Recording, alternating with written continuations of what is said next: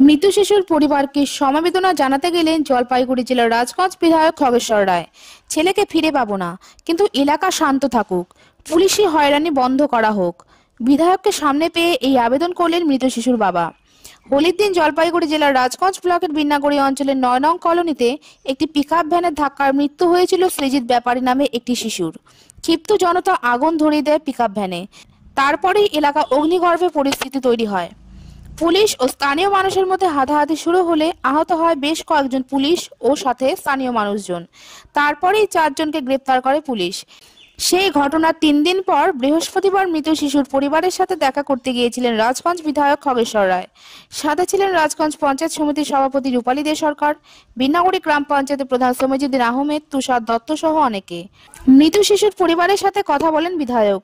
সব রকম সহযোগিতার আশ্বাস দেন তিনি। সেই সময় মৃত শিশুর বাবা জানিয়েছেন, ছেলে মারা গেছে, ওই বাড়ির মানুষকে মারছে, খেপবে না, পুলিশ খেপবে না, ওই জন্য তো আমার বউকে মারছে, আমার বউ প্রেগনেন্ট, কিছু হয়ে যায়, বউকে মারছে।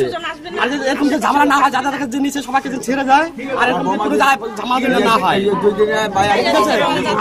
আমাকেও মারছে, আমার ছেলে মারা গেছে, আমাকেও পুলিশে মারছে। এটা কি আইন? এটা যাদের বাড়ির লোক মারা গেছে ওদেরকে যাদের যারা ঝামেলা না করে আমাদের জন্য কিন্তু সবাই আগাইছে, করছে।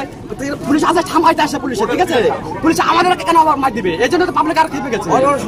আমার সন্তান মারা গেছে, আমাদেরকে আমার বউকে মারছে। আমার বউকে যদি না বাজায় তো প্রেগনেন্ট, তাহলে বউ তো মারা যাইতো। আমার ছেলে তো গেছে। আবার টোটো থেকে নামলাম, আমি তো জানছিলাম না, আমি গেছিলাম ডাক্তার কাছে আমার বউকে নিয়ে। তখন এরকম ঘটনা আমাকে আমি বললাম আমার ছেলে মারা আছে, আমার বউ প্রেগনেন্ট, তখনই পুলিশে মার যায়। আমাকে পিঠে মার দিচ্ছে, বসে দিচ্ছে, আমাকে মার দিচ্ছে। এরকম শান্তি যাচ্ছি যেটা আমার ছেলে তো গেছে, ঠিক আছে?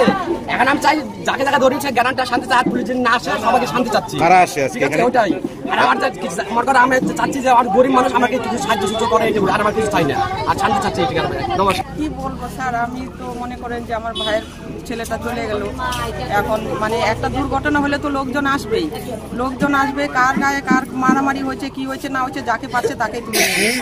এগুলো তো ঠিক না। এখন দেশটাকে শান্তি রাখুক, সবাই যাদের নিয়ে গেছে তাদেরকে ছেড়ে দেয়। এখন আমি তো একটু দূরে থাকি, রোজই আসে। আমাদের তো কষ্টের শেষ নাই। আমার ভাইয়ের ছেলে চলে গেলো, মানে আমার ভাইপো চলে গেলো। এখন কিভাবে ওদের গরিব মানুষদেরকে ছাড়াতে হয়, এখন আমার ভাইটাকে ফিরে পাবো না। কিন্তু যেভাবে আমার পরিবারটা ভালো থাকে, 10 জন ভালো থাকে, ওদেরকে ছাড়ানোর ব্যবস্থা করেন। হ্যাঁ, আমি এইটুকু, আমি আর কিছু বলতে পারছি না স্যার।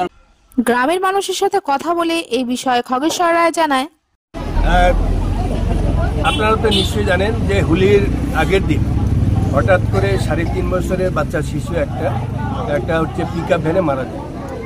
সে 2 দিন আমি আসতে পারি বিভিন্ন কাজে, তাই এই এলাকায় 9 নম্বর কলোনিতে আসতে যে নিতাই ব্যাপারী ছিল আর কি 3.5 বছর। এটা বাস্তব দুর্ভাগ্যজনক ঘটনাটা ঘটে গেছে। এবং যেটা শুনলাম, মারা যাওয়ার পরে সেই গাড়িটাকেও গাড়িটাকে পুড়ে ফেলে দেয়, এবং কয়েকজন পুলিশও পিটায় আর কি। এবং এটা পরিবারকেও আমি সান্ত্বনা দিলাম। এই এলাকার যারা শুধু নাগরিক যারা আছে, ওরা সবাই ভয় পায় যে পুলিশ যখন তখন তাদের বাড়িতে হানা দেয়।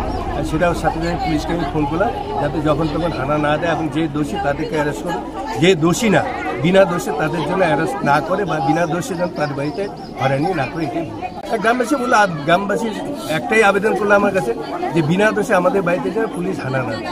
আমি ওদেরকে আশ্বাস দিলাম, এবং সাথে সাথে পুলিশকেও ফোন করলাম যে বিনা দোষে যাদের বাড়িতে যখন তখন যাদের বাড়িতে যেন হানা না দেয়। এবং পুলিশ আশ্বাস দিল যেগুলো বাড়িতে যাবে। সেদিনের ঘটনাটা একটা আগুন দিলে যে ঘটনা বা ড্রাইভার চালককে মারছে, বিষয়টা কীভাবে দেখছেন?